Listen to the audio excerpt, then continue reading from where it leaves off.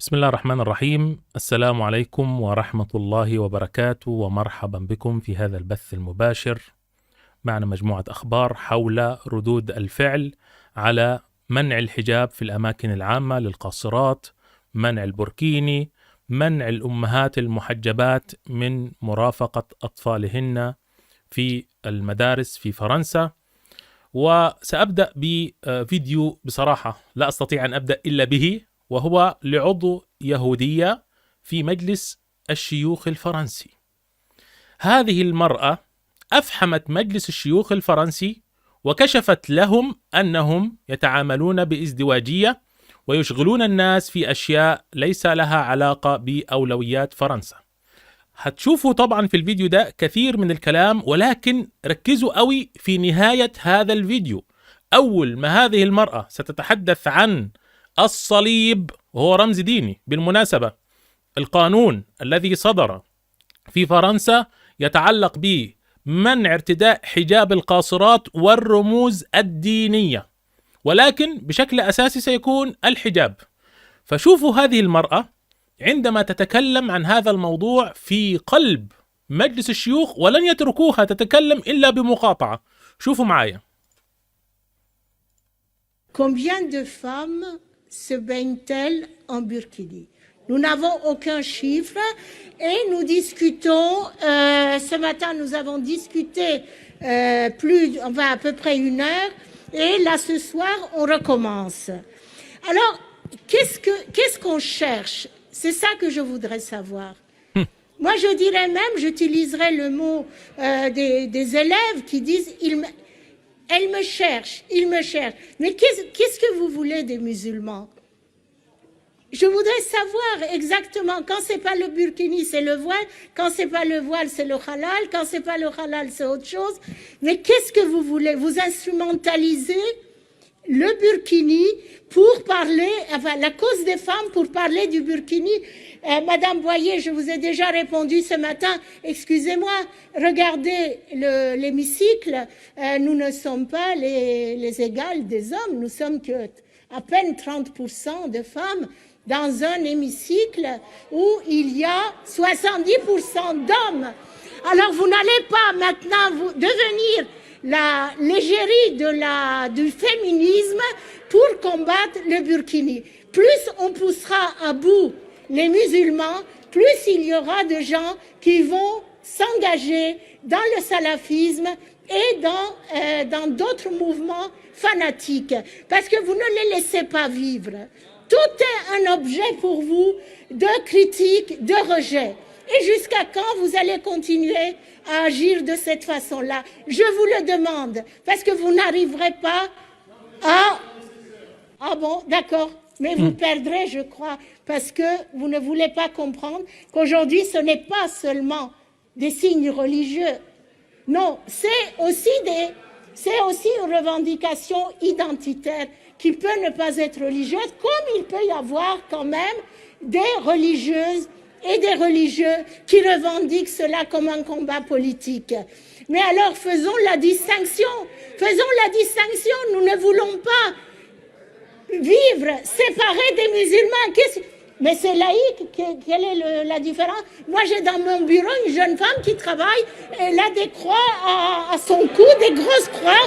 Oh, alors ça ne me dérange pas. Chers collègues, je donne la parole maintenant à la présidente.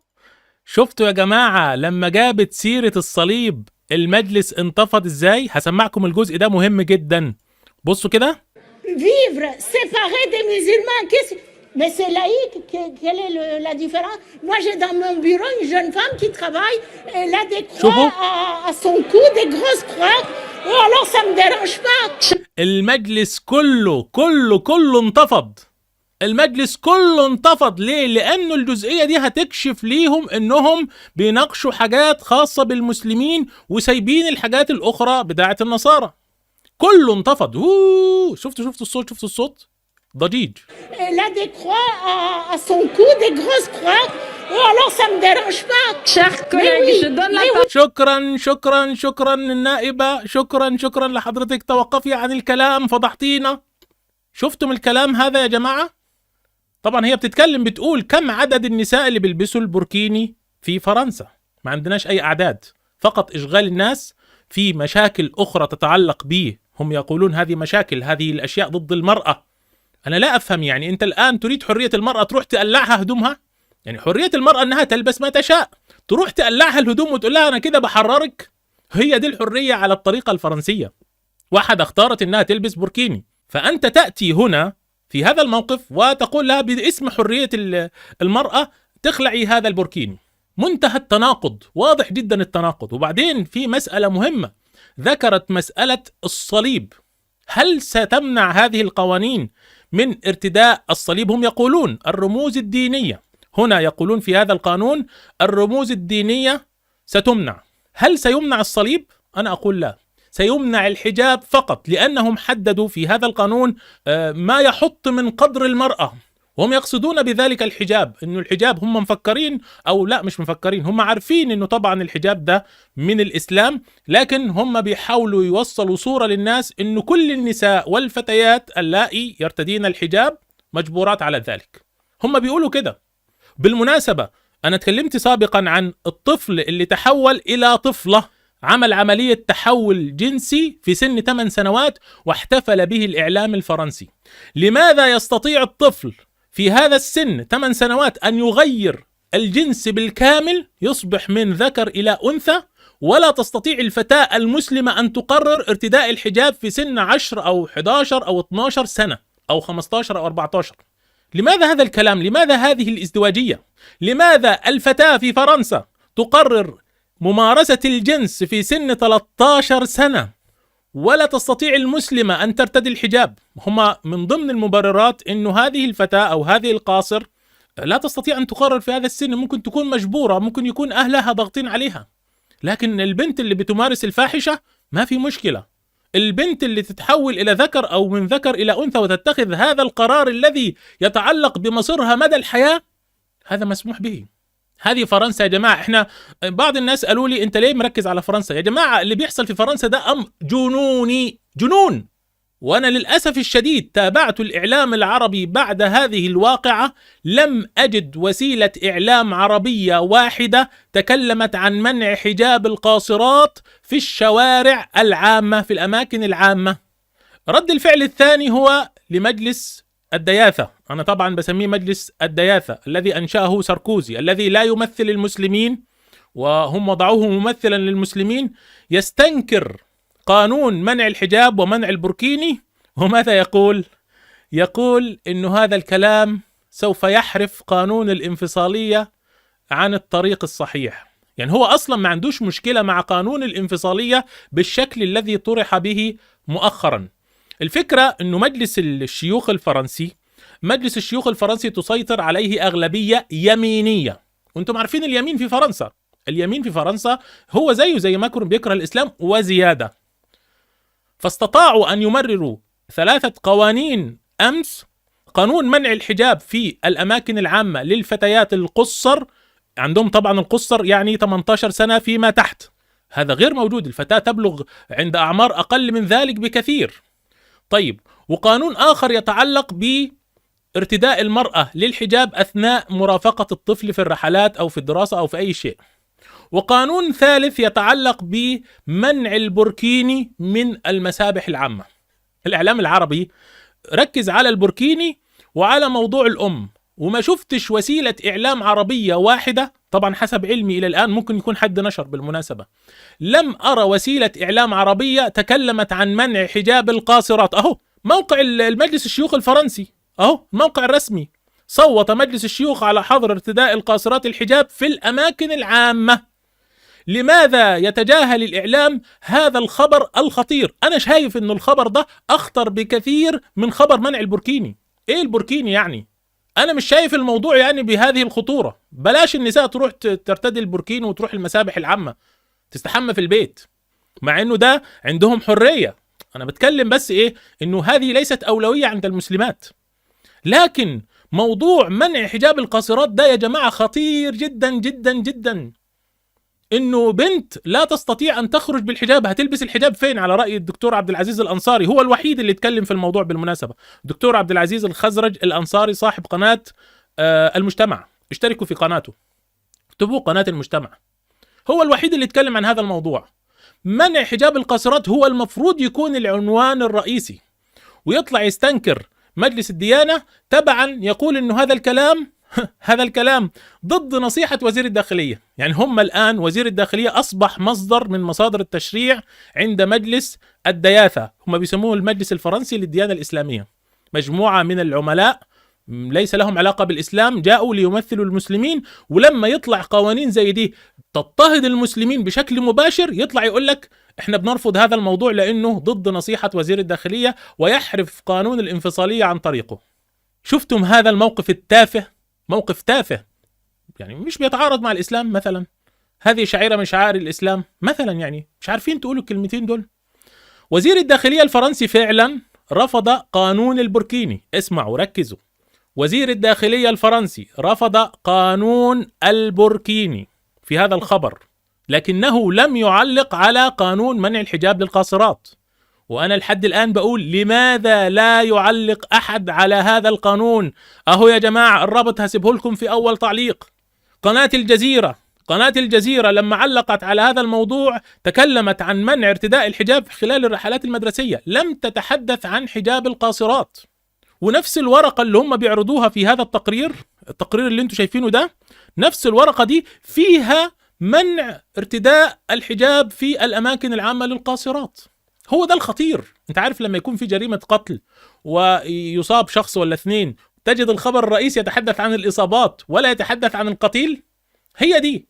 لما نتكلم عن منع حجاب المسلمات القاصرات حسب زعم فرنسا، وهن لسن قاصرات، هذه امرأة وتستطيع أن تتزوج وأن تنجب. لما نتكلم عن هذا الموضوع هو أخطر بكثير من موضوع النساء اللي في المدارس. هم أصلا منعين المرأة المحجبة من مرافقة الطفل إلى المدرسة من زمان، من 2016 بالمناسبة، ومن 2010 هم بيفكروا في الموضوع ده.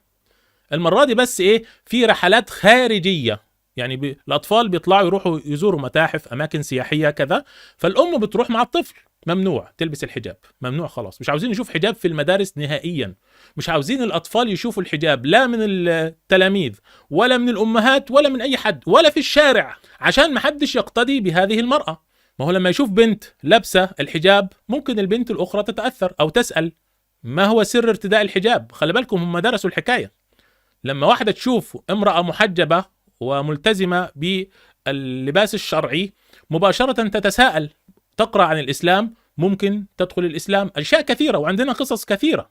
هم الآن يريدون منع انتشار الإسلام بكل وسيلة، فمش عاوزين حد يشوف الحجاب في الشارع. امال هتلبس الحجاب فين يعني؟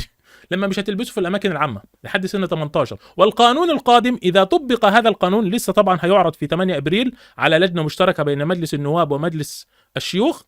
إذا طبق قانون منع حجاب القاصرات فسيكون الدور على منع الحجاب بالكلية كما منعوا النقاب.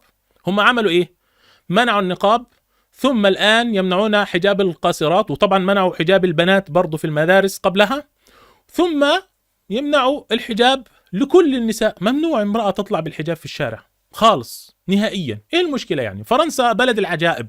أنا أقول هذا الكلام إذا طبق هذا القانون. فهذا باختصار شديد موضوع الفيديو ده لازم ينتشر يا جماعة. الفيديو ده لازم ينتشر. ادخلوا على حسابي في تويتر شؤون إسلامية واعملوا ريتويت لهذا الفيديو. ادخلوا على صفحة شؤون إسلامية في الفيسبوك واعملوا شير لهذا الفيديو. هذا فيديو خطير جدا يكشف لكم باختصار الازدواجية، ومفيش حاجة اسمها حرية رأي. أول ما جابت سيرة الصليب على طول أهو الدنيا انتفضت ضدها. المجلس كله العلماني اللائكي اللي هو بيقول لها هذا الكلام ليس لائكيا، هو نفسه انتفض من أجل الصليب. واضح جدا. معنا خبرين كده في نهاية الموضوع من أزمات فرنسا. هي دي الأزمات اللي المفروض فرنسا تركز عليها. أزمة شركة دانون، الشركة الرئيسية للأغذية في فرنسا، الألبان والزبادي. هذه الشركة كل أسبوعين 3 تسرح آلاف العمال. المرة دي 1850 عامل سرحوهم من شركة دانون. أهو الخبر موجود في الصحافة الفرنسية في فرنسا 24، وفي صحيفة لو بارسيون ولا لو بارسيان ما اعرفش بينطقوها ازاي، ومنهم 458 واحد داخل فرنسا. ركزوا على المشكلة الاقتصادية، ركزوا على الحجر الصحي، ركزوا على مشاكل المزارعين. في مزارعين اهو، خبر معايا اهو، المزارعين عاملين احتجاج كبير جدا، وحصل حرق لمبنى البلدية ومشاكل كثيرة بسبب مواضيع تتعلق بالزراعة والري والسماد. لماذا تترك فرنسا كل هذه المشكلات الاقتصادية والاجتماعية وتركز مع المسلمين فقط؟ حرب على الإسلام، الحقد على الإسلام، هذه هي فرنسا باختصار شديد. فين المسلمين يتكلموا هذا الكلام؟ طبعا المسلمون خائفون، يعيشون في خوف، ولا يجوز لهم أبدا أن يخافوا.